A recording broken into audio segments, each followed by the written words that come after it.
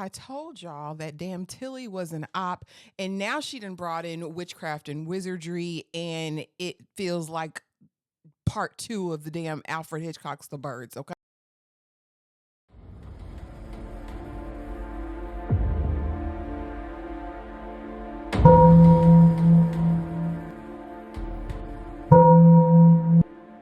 Okay. If you guys are new here, my name is Ashley, and this is My Sweet Perspective, where I give my take on all things TV and movie related. And y'all know that I'm here to put you on, okay? And we are back today to talk from season 3, episode 3. We know that as episode 2 ended, Jim was getting a call from a phone that is not connected to a phone line, nor electricity, nor anything of the sort. Okay. And it was allegedly his dead son, Thomas. All right. So Thomas, what you gonna do, Thomas? Is it Thomas? Is it not Thomas? Is Thomas been alive all this time? Or is everybody dead? You know what I mean? That's the question. And he says, basically, you wanted Tab to die. You let her go all on that suicide mission. You wanted to let her die. You should go watch your kids. And I said, well, up to this point, Thomas has issued no lies. He has uttered not a lie on that phone call. Okay, on either phone call. And so, and he says, you stop letting them play outside so close to dark. Right now, you want to go check on the kids, Jim. Now that you want to go check on the kids after your dead son is telling you you need to be a better parent because you're trash at this point. He's out the outside spazzing now. Where are my kids? Where are my kids, Jim? But you wasn't worried about them kids all day. The Fromville monsters are not the only things that can hurt or harm your kids. Why are they forever out of your sight? Didn't damn Julie check you last episode, sir? Like, I need you to do better, Jim. And you just don't have any desire to. All right. Boyd sees him kind of spazzing. It's like, everything's okay. He's like, yeah, I'm checking on my kids, sir. You never worry about those kids. Boyd's like, is everything gonna be okay? Yes, I'm fine. I'm just, getting my kids together and it's gonna be good. Because Boyd, he sees everything but knows nothing. You know what I mean? Like everybody in Fromville at this point. Meanwhile, Tab is back with Victor's daddy brother. And we found out, of course, that Victor's mom, Miranda, passed away on a journey to this tower, this lighthouse, looking for the children to set the children free. He asked Tab about the boy in white because we know that came out last episode. And he said, so basically the boy in white lured you to this tower just to throw you out of it. And she's like, no, I was wanting to find the kids. I was wanting to set the kids free. Again, another parent leaving their children for a side mission. Okay, I went to save the children. Victor actually took me there, because he said that was where his mom went the night that she hesitates. And Victor's daddy brother is like, listen, I made peace with the fact that they all passed a very, very long time ago. While she's standing there, she hears bottles rattling. And she's like, what's that? Do you hear the bottles? He's like, yeah, absolutely. The bottles have been here ever since I've been here. It's the bottle tree. And so she goes out and she's immediately like, oh my goodness, this is what I've been looking for. We also find out that she's been up all night in this basement and ain't found anything. Not a thing. Again, I don't want to be right. You know what I'm saying? Again, Tab was not the person to be sent out on this mission. She just wasn't. She was not the person that should have been set free. I'm just saying. Now, Victor back at the colony house is still measuring the distance from the house to the trees. And again, in his mind, I know he's like, everything is off. Everything is off. Ellis is talking to Boyd now, trying to talk him out of this crazy mission that he's got to catch one of these Fromville monsters. And Donna walks in. And, if you don't tell her, Boyd, I will. And so he proceeds to tell, Donna the plan to catch one of these monsters because we need to figure out how they work. Now, apparently we learned from Christy last season that these things were once human. Now, does that make them the living dead, the undead, or were they converted into some sort of subspecies of human that gave them these powers, right? So, presenting as humans, but monsters on the inside. Y'all drop it in the comments and let me know. But apparently they all were once human. And if that's the case, when they gut these carcasses, right, these bodies afterwards, Do they stay buried forever? Do they pick and choose who they're going to turn? Is it like vampiric? How does one become a Fromville monster? Hopefully, this season we'll get answers as to that, right? So now, let's see. Kenny and everyone else that drew the short straws are now at the Cabbage Patch. So that was Jade, that's Kenny, that's a couple of other random, characters that we've never met before, and the bald-headed gremlin guy. We know who he is, the one who stabbed Ellis last season, okay? And they're all at the Cabbage Patch. Ellis, back with Boyd talking to Donna, she reminds him, you're going to be a father soon. You don't have time to do these missions with your daddy. Meanwhile, Fatima's grossed out by the steak, honey, seeing these rancid veggies. That's all she wants. She goes out to the compost heap, baby, and she is getting after it. And who sees her but the biggest op in Fromville, Tilly. Tilly sees her. Tilly sees her and just keeps it close to her vest. Fatima sees her, see her. And girl, you can't be confused because you're doing it all out in the open at this point. And it's just gross. And again, here come Tilly because she can't keep anything to herself. She's going to help, right? Jade, Kenny, Christy, the mean Baldy, they all get to the Cabbage Patch. And my question is for you guys, what do these totems represent?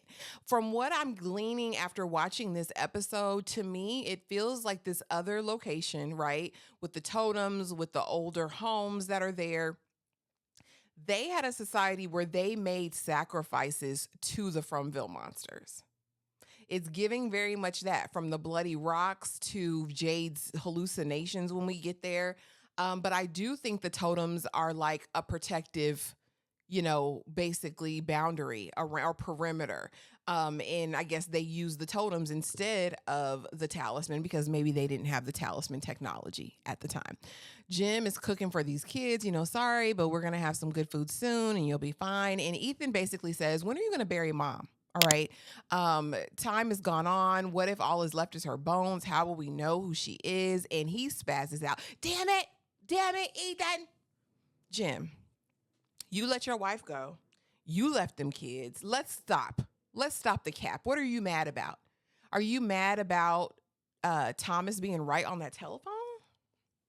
I'm just saying, don't take it out on baby Ethan. And Julie says, great, father of the year. Yeah, you're gunning for parent of the year, buddy. No, the damn phone is ringing again. Is Jim going to answer it? Y'all tell me, is Jim going to answer this second ringing phone? Tabby is back with Victor's daddy trying to find the portal tree. And he basically says, this isn't the original. She just loved the installation so much that she did one at the house, but we'd have to drive to this park to get to the real one. And again, I think we could have been getting close here. That could have been the tree with the portal hole to get into. And so the trees in the park where they first dropped acid together, he tells Tabby to sleep. You need to rest. You've been up at it all night. And she's refusing. She's not having it. Girl, because she don't listen to sound reason. She thinks she knows every damn thing. You've been to college and you know every damn thing. That's what Tabby thinks. Meanwhile, Boyd is there ruminating on his ideas. And of course, who appears but the apparition, Father Kotri. And, do you really think you can catch one of these things, sir? And I love it that Father Kotri, even though he wasn't my favorite character, that he is basically Boyd's Jiminy Cricket, right? He's the conscience. He's giving him reason in these moments. Well, trying to, but he's really doing a bad job. And he says, listen, Boyd, this is a terrible plan. I can see why the military used you to find things. The things already told you. The Fromville monsters already told you it was their mission to break/change you. And that's already happening, Boyd. The Boyd I knew before would never put everyone in jeopardy like this. Now, my whole thing with this, guys, and you drop it in the comments below, once Boyd catches one of these Fromville monsters, what are you going to do with it, sir? What technology, elite weapon do you have that's going to combat this sucker? How much rope, chain, can you strap one down? They have super strength. They've got razor sharp talons. They've got super pointy teeth. What are you going to do, Boyd? You'll get one, but then what? I don't know. You guys let me know what he's going to do. Oh, Victor is there, went to go see Sarah. He says, listen, I need to come here. and I need to build a fort. I done forgot stuff. I need to remember it. All right. And she's like, well, what do you want? You know, why are you here? Listen, we got to build a fort first. All right. So just listen to him, Sarah. I got to build a fort. I need to tell you a story. All right. Just listen, go with the flow. Victor's figuring things out. He's going to be the key. I'm telling you, Victor and Jade, they're the two to watch. Meanwhile, Tilly goes to see Fatima, and I used to lick the inside of eggshells. Girl, you nasty. You're nasty. You're nasty, Tilly. You're old and you're nasty at this point. No ageism. I'm just saying I don't like Tilly, and that was the low hanging fruit there to roast her a little bit. Okay. Tilly's an op. I don't care. She tells her whatever it is, it'll pass. You know, you're having the same fears that all brand new expectant moms have. And Fatima basically breaks down and says, listen, I was never intended to have any kids. I was not supposed to be able to conceive. This should have never been a MFing factor in my life, but now I have to deal with it, and I can't tell Ellis. And you know, Tilly's doing her best to reassure her, but she's just so damn sinister, y'all. She is so absolutely sinister to me. I cannot shake it. Meanwhile, Tab back in the real world with Victor's daddy's driving in the car, and a song comes on, and this is allegedly Tab's and Jim's song, but also Miranda's favorite song. You know, Fromville just screws with everyone, y'all. And I don't even know if Tab is in the real world or if it's just an extension of Fromville. Does Fromville have any boundaries or limits? You guys tell me. Drop it in the comments, because, I mean, there's so much conjecture at this point. We still have no real answers. Meanwhile, at the Cabbage Patch, Jade is drinking, okay, and getting on everybody's nerves, and everybody is getting on his nerves. Baldy has always something to say. He's like, you have no idea what I've seen. That's what Jade says. You have no idea what I've been through. You have no idea what I've seen out here in these streets. You know, and the Baldy says, listen, this is a forest full of whores. We've all seen crazy stuff. Jade says, you don't understand. Let me get away from you. And so he goes to relieve himself to drain the lizard in the snow. All right. And he comes up on some bloodied rocks. Again, back to my theory. I think these are sacrificial stones where sacrifices were made. If you know anything about the Druids, honey, this is what they did. All right. It's giving very Druid. Just saying. And so we get to the rocks, and as soon as he makes contact, like a point of contact is touching a sacred object, whatever, right? As soon as he does that, hallucinations begin. And I think this is one of the people that potentially had been sacrificed there. He's on the tree, and all of a sudden he comes to, and Jade said, I got to get the hell out of here. All right. Jade is like, get me out of this place. I got to go. He tells everybody, they're like, sir, you're never going to make it. You're never going to make it out. He said, it doesn't matter. You know, during this time, Kenny and Mullet, AKA Christy, have been into it. She's trying to give, you know, rub his shoulders, his back, say it's going to be all right. And he says, you need to get to work. Is your bag full? Is your bag full of berries yet, Mullet? All right. So there's already that tension. So when Jade comes, it's like, okay, Christy says you can't go. Kenny says, well, listen, if he tries now, he might make it. Jade storms off. Mullet, aka Christy, follows him. And why does this have to end up in a bear trap? Why? Did we need it? Did we need a bear trap? And so now we got to worry about getting her free from the bear trap before sundown. And we know sundown is always inevitable and right there on the cusp of everything, the way it always is. Meanwhile, old Tilly is pulling out the witchcraft and wizardry, honey. She done brought the tarot deck. Now, you go everywhere with it? Because how you get trapped in Fromville with your tarot deck? Okay. She says this deck done told her about her cancer. It told her about this place. And I want to know what it said. What the cards say, ma'am, since you have all this power. And so she decides she's going to give Fatima a whole reading. And Fatima's like, you can't be serious. He's like, you want to know if your baby's okay, right? Desperate times, I guess she said, call for desperate measures. So she sits down there. That lady starts pulling up cards, doing all that. And like I said, it's damn Alfred Hitchcock birds. Big black birds. Flying in the house, flying against the windows. I say, oh, you done unleashed. You done opened a portal. Playing around. The black lady from the bus was like, what are you doing? You thought this was a good idea in this place? To pull out the tarot? That's what you thought? It's a dark force. It's a dark force. And I think this force with these birds is completely different because we know whatever thing Fatima is giving birth to is not a human thing, right? It's a wonder it's not going to eat her from the inside out. I'm just saying. Boyd asked the Brotherhood to give up the bus for the night, aka Aryan Nation, aka the Brotherhood, but the Brotherhood is seeing locusts and plagues. Again, the Fromville has a different effect on everyone, and I think that those people that are more susceptible to the supernatural or whatever are having completely different experiences. However, I do think that ultimately it gets to everyone. It gets to everyone.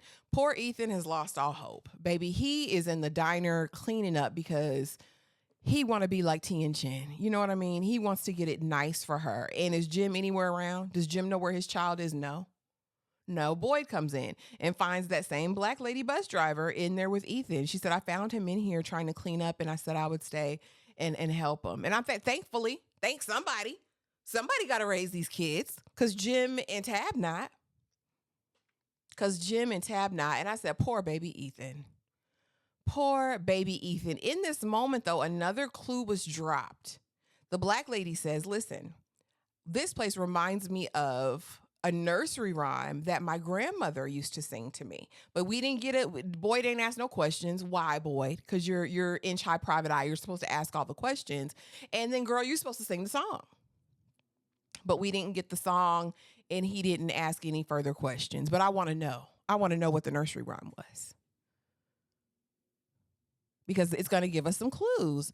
Now we're back in the car in the real world with Tab and Victor's daddy brother, and she sees the bracelet, the one she made for Jim.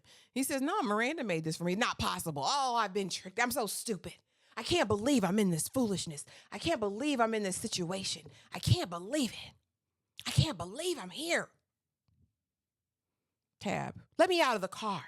Let me out. And he says, listen, you came and opened up this bag of worms. I'm not letting you go anywhere. So he speeds up. Soon as he speeds up, here comes the ambulance. Boom, crash. Next thing they know, they're coming to in the ambulance. Victor Daddy don't look so good, but they're monitoring him. She calling out for Jim, saying, where am I? Baby, we on the road. You're the lady with the lunchbox from the hospital who absconded with the gown. Okay, well, where we going? What we doing? Next thing we know, we have the road with the tree down. Tabitha says, oh no, oh no, oh no. Girl, oh yes, oh yes, oh yes. Back to Fromville everybody goes with a new batch of people, Lord. What is next? What is going to happen? You guys drop it in the comments. Let me know what you think. Episode 3 was a solid episode. Again, I think so far they're doing okay. I'm still not getting as many answers as I need to be getting, though, y'all. I'm not.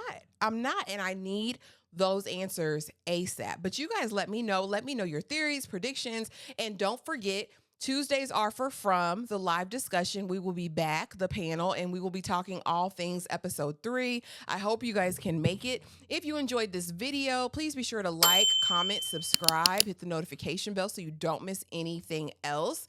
Yeah, thank you guys for being here. I appreciate you so much, and I will see y'all in the next video.